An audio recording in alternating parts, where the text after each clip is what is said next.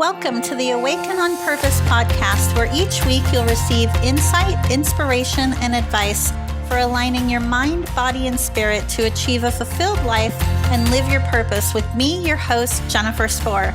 You'll also hear from other leaders who share their inspirational stories and wisdom in living fulfilled, on purpose, and making an impact.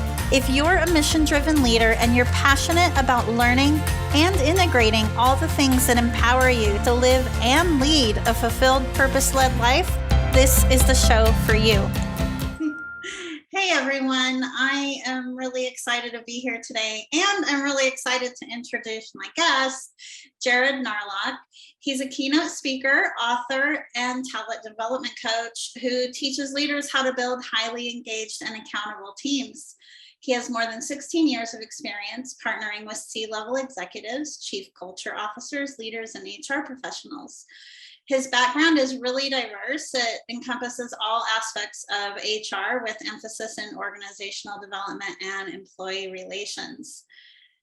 I am really excited to have this conversation with you because I feel like there's actually, quite a bit of overlap in terms of our thought processes and in the work that we're doing.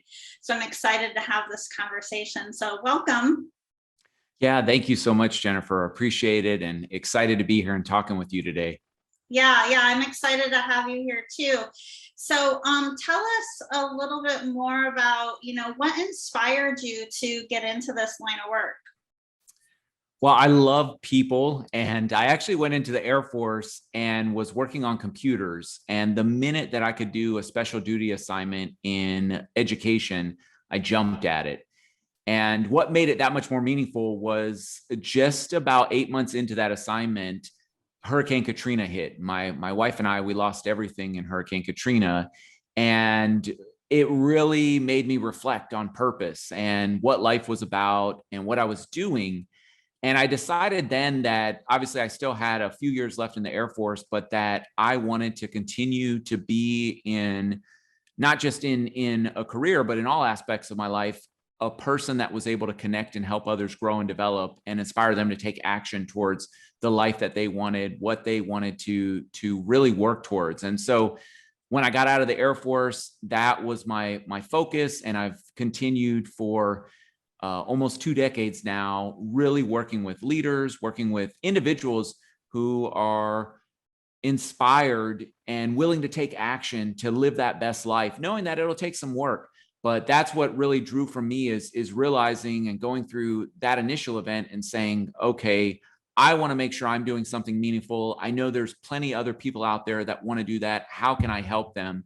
And I've just continued to work on growing my skills over the years to be able to do that with organizations in partnership and individually as well. That's amazing. Experiencing an event such as that, you could have gone down a very different path, but you didn't, right? It actually inspired you to help, uplift others. It's actually a great segue into what I wanted to speak about, these issues have always existed in our society, right? But especially in the last probably year and a half, with the pandemic and all of kind of the other changes that have been taking place, faith and emotional resiliency and adaptability, I think, to change has become more important than ever. What are your thoughts on that? I agree. That has actually been a big shift in my work. So for years, I took the traditional route, in my undergrad and graduate, it was that business, that formal leadership with those competencies that you see and taught those. And while they helped people, our workplace was becoming more and more humanistic. People wanted what they were getting in all the other areas of their life. They were saying, hey, I should be able to be vulnerable here at work. I should be able to lean in. And as you mentioned, over the last year and a half, I've seen just a boom in that. And something that I did internally of saying, okay, how do I stay connected to my inner peace? And how do I help others with that? And that's really been a big one of remembering that we are all human beings and trying to assume positive intent with people, trying to remind myself that people are typically trying to do their best, and their best looks different on any given day. And so how do we help others with that? One of the big things that I found is emotional literacy, how we step into our emotions. So often in the workplace, I would find these leaders who would come and they had great hearts. They have great hearts. They wanted to help their team, but they'd say, Jared, I don't know how to deal with this person. And as they would share something, I'd see real quick, it wasn't necessarily that they didn't know how to deal with them. It was, there were emotions that they hadn't experienced with it. And so figuring out, how do you embrace those emotions in healthy ways? How do each and every one of us do that? Understanding that there's no negative emotions. So often we say, oh, that's a negative emotion. But the reality is they're all there for a reason within us. And so how do we explore those emotions that are harder for us? Because yeah, we like to stay in those emotions that are easier, but it's so important. And when we do that, you mentioned that word resiliency, right? It makes us internally more resilient, where we're helping ourselves, we're in a good place, which leaves so much more of us to bring outward and put into the world to spread that kindness, to spread that action, and to bring forth that humanity with others. And I think that's what people are looking for right now. They're seeking that, and just remembering, even when we have that difficult interaction with someone, to say, hey, there's another human being right there. How do I connect with them? How do I seek to understand? And remember that regardless of what just happened, it may be a bad moment for them, but assume positive intent, lean in, because it's so easy to push away. Great question there. And I love the piece that you brought in of resiliency.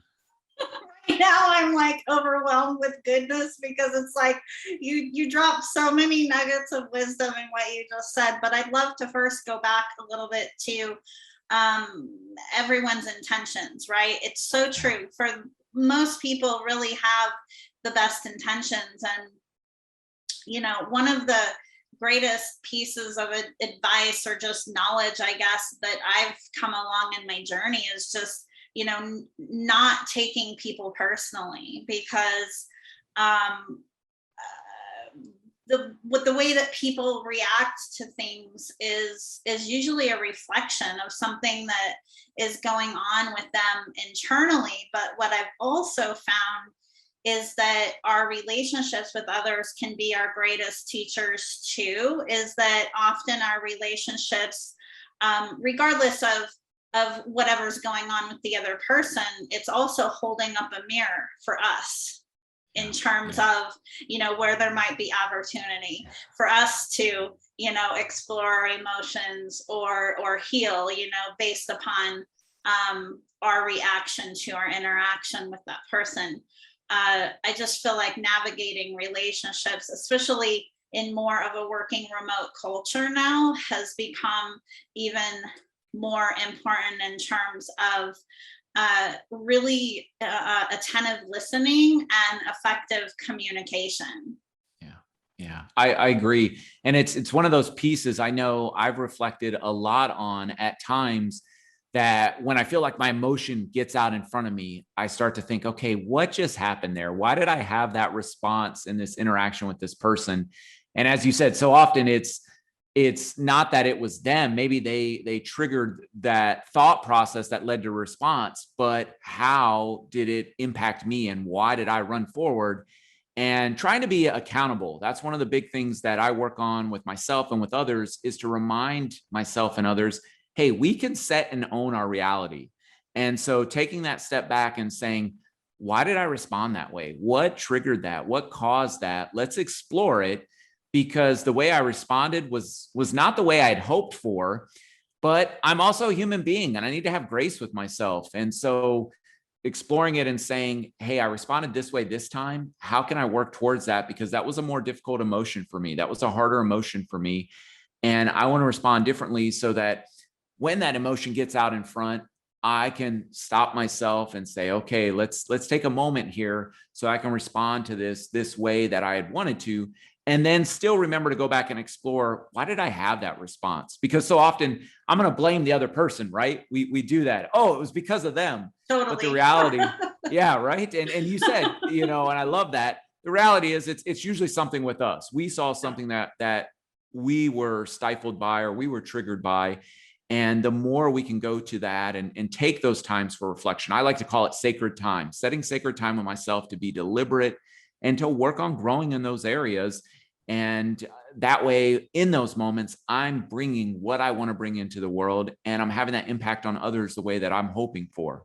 Yeah, I'm paraphrasing, but I love what you said about taking an observer role, right? Having the willingness to go in and explore, because that's really what it is. You know, as human beings, part of our nature, part of our birthright is to feel joy and fulfillment, right?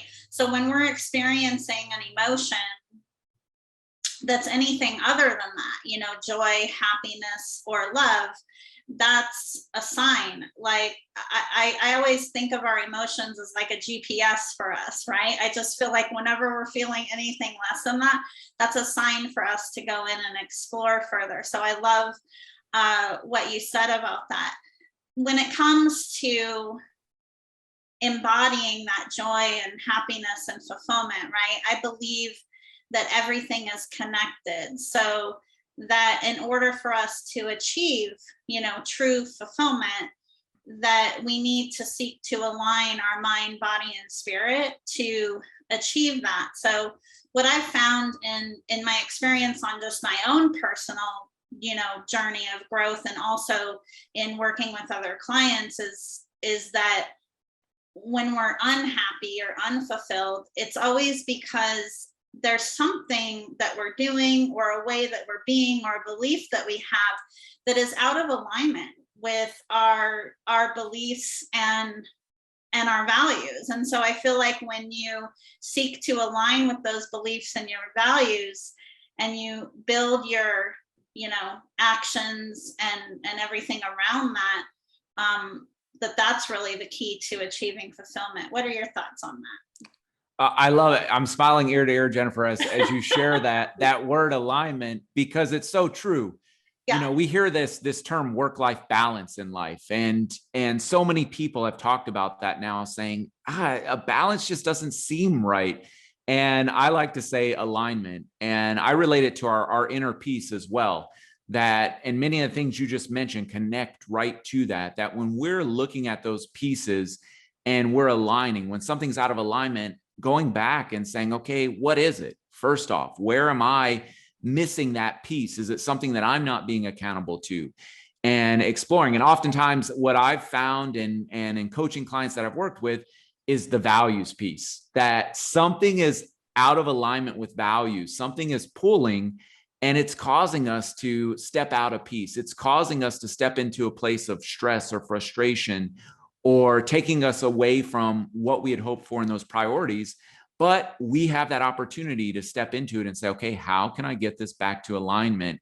And when we're there, it's such a happier place, a more joy-filled place. And when I find that sometimes, where I find myself storytelling, and I'm saying, okay, I'm feeling really upset right now. What's going on? What's the story that I'm telling myself?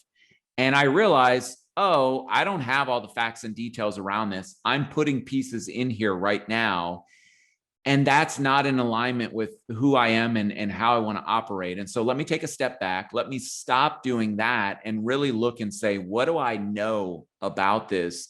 And how does it connect to my values? How does it connect to me?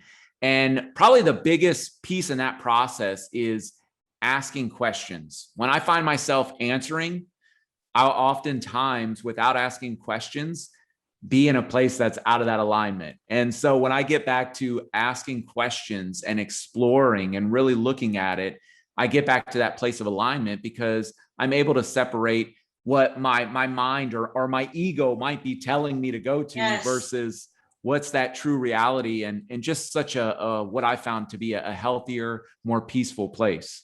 I love what you shared and suggested there about questioning, because I feel guided to mention, you know, each one of us, including you and I, our reality is subjective, Right. based upon what we know, what we believe, and our past experiences.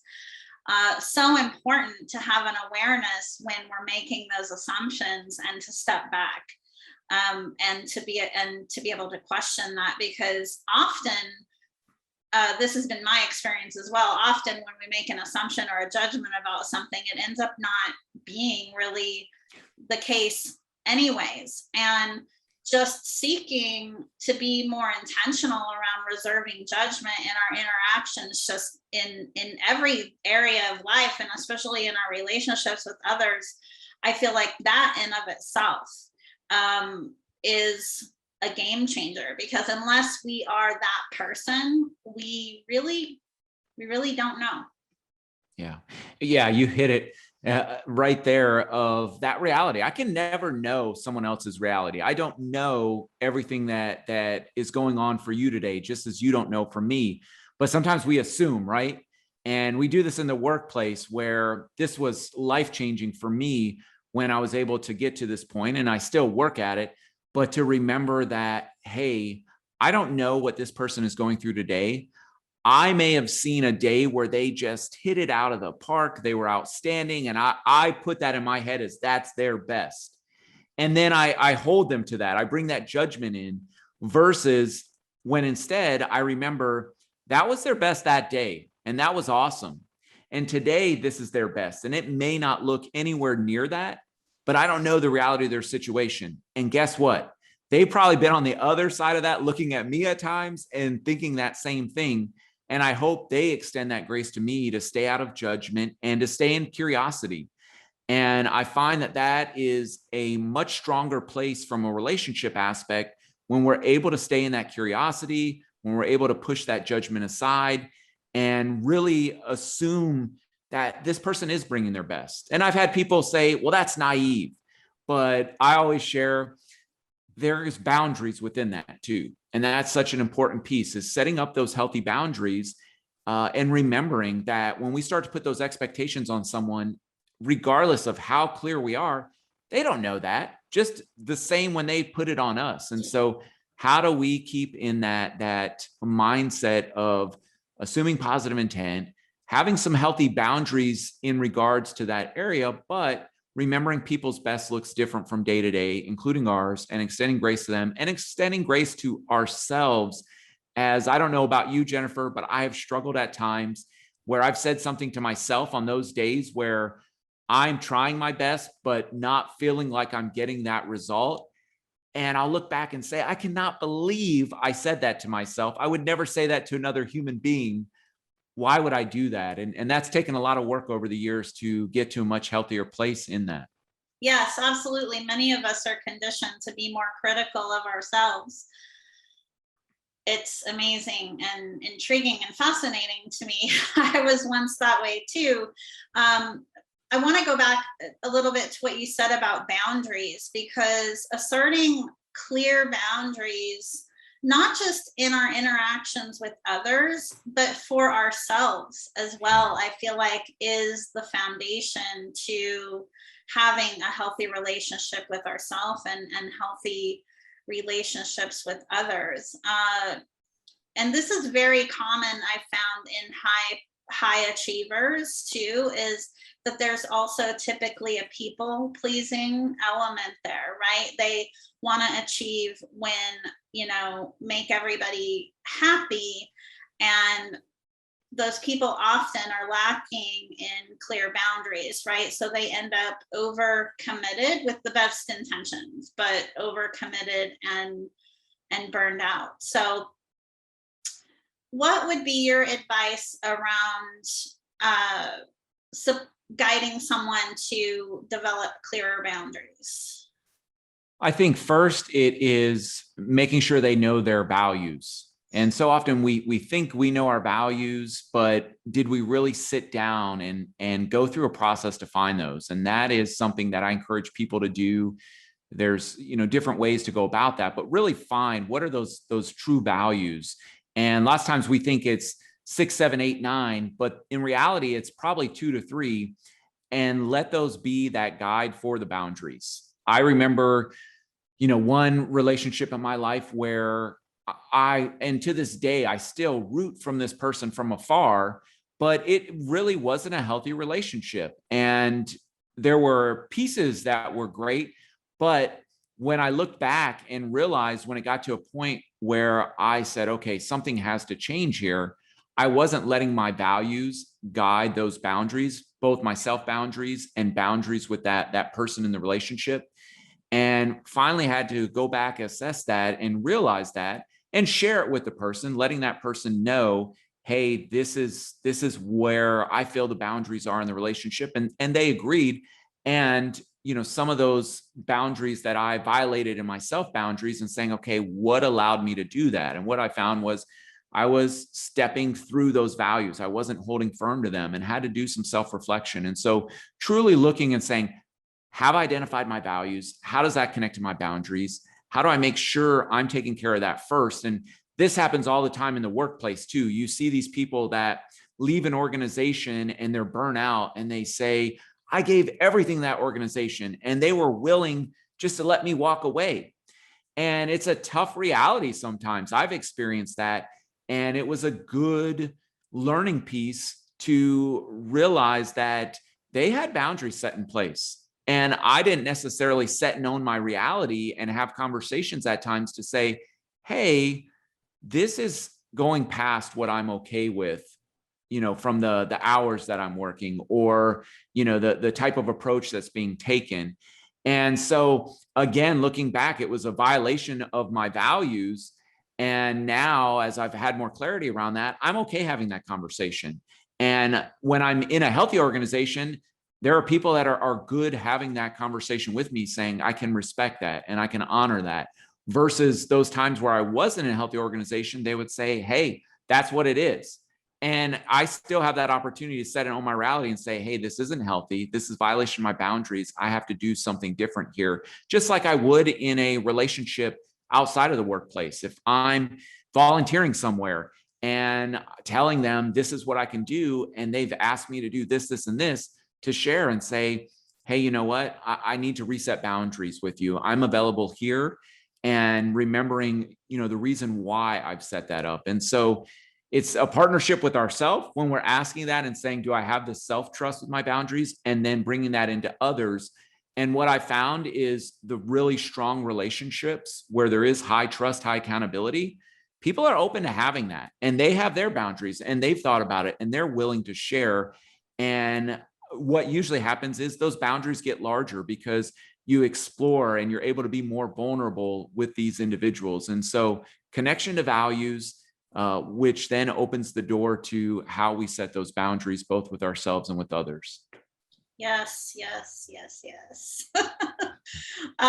One more thing I just want to add to that too is that it's important to keep in mind that sometimes relationship dynamics with other people change over time, because each of us is always evolving and each of us is on our own individual journey.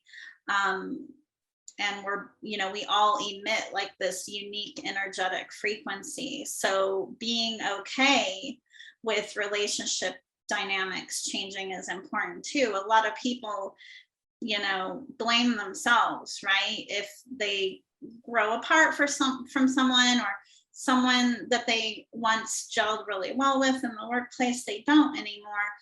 It's just going back to a lot of what you said earlier about it's really important that when you're feeling that misalignment to just step into that observer role, right? Yeah. From one conscious leader to another, I would love to ask you this question. I love LinkedIn. I think LinkedIn is a great community. Part of my mission and purpose and passion has always been to support in bridging the gap that still exists today between our, spirituality, our values, and, the landscape of the professional world. And when I say the professional world, I mean entrepreneurs or, corporate or companies alike. While I do see that there's increased awareness, and visibility around spirituality and emotional intelligence, I feel like we still have a long way to go. Like a lot of people still have the mentality that it's taboo, to bring up some of this stuff, when really, in fact, this is a huge part of who we are, right? What are your thoughts on moving that forward? I think it's huge, and there's different research that supports it. In March of 2019, I got to spend a few days with Brene Brown in her Dare to Lead certification course. And one of the things that I remember the most was her talking about what she was seeing in the shift of those in the workforce. Some of those things that you mentioned, that true whole self, that humanistic authenticity, they were asking for it. And, she mentioned the trends that she was seeing as those organizations that are stepping into that, people are flocking to them versus those organizations with the mindset of, hey, this is traditional business. You separate this. You can't talk about that. That with the workforce that's coming in, that's not an expectation. That's a turnoff. They're not going to be drawn to that. And I got to go on this engagement learning journey a few years ago, and I saw the high engaged organizations that I got to interview and talk with. They were doing that. Their people were bringing their full self, and it was just so much more authenticity. They also, though, going back to what we talked about with boundaries, they had healthy boundary discussions. Yes. Because they knew the importance of that with trust and what that did to be able to bring some of those pieces and some of those dynamics that were often said, oh no, you can't bring that into the workplace, to bring it in.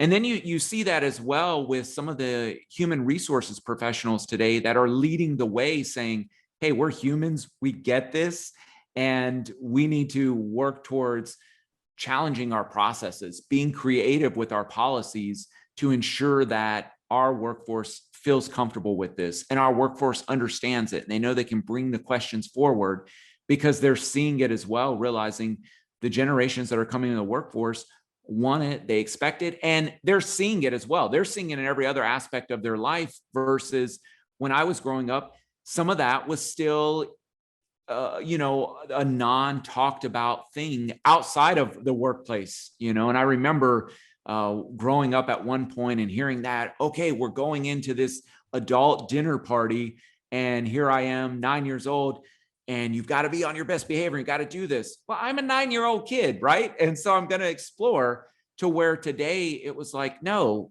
this is a kid, and they have, something to share, something to bring forward. And so it's just a difference in thought process, a difference in mental models. And I think a very healthy one that's helping us explore vulnerability. It's helping us explore emotions. And it's challenging what some people thought was the way, was the norm.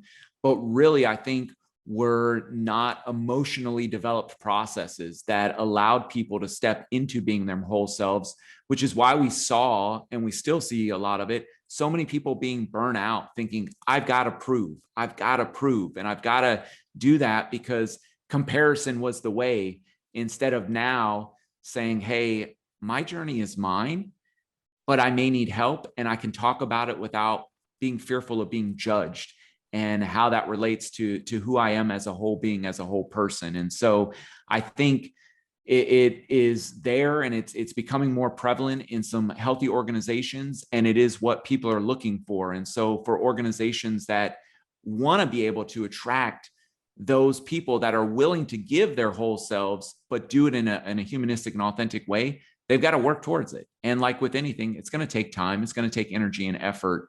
But I do see the shift happening. Yes. Courage is more important than ever too. Yes. And I feel like that applies to everybody, right? And I define courage as not being the absence of fear, but our ability to move through that. Yeah. Yes. Courage it's hard, right? It's real. It's gritty. It is. Sometimes, it doesn't always feel easy.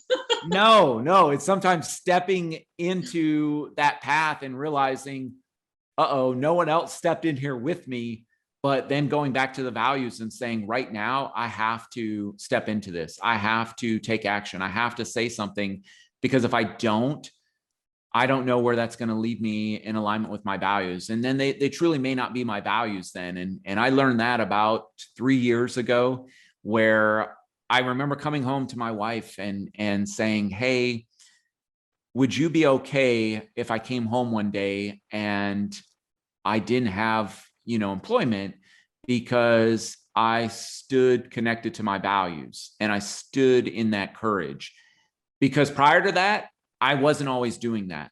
And I realized that. And that was a tough thing to have, that mirror moment and realize, wow, I haven't always stuck to my values.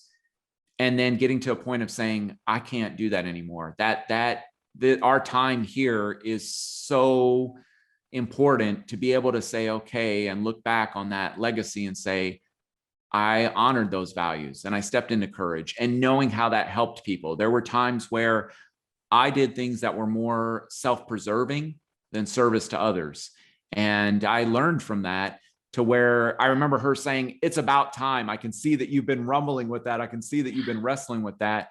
But her being so supportive of it, and knowing now it's such a place of peace, because when I do step in that courage, it's still scary, but I know it's okay. And I know what it's connected to, and I can speak to it and I can learn from it. Doesn't always go perfect, but when I put my head down at the end of the day on that pillow, I feel really great and at peace. And I'm always learning, for sure. Yes, and that's what it's all about, right? Like, what brings us that peace, that fulfillment, beyond all that we've talked about today, which we've just covered so many amazing points.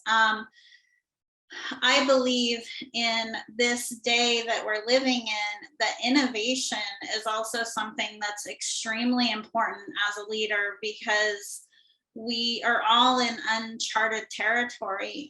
Old infrastructures, which, the institutions and things that clearly way companies have been run, the way business has been done, it hadn't really been working for a long time.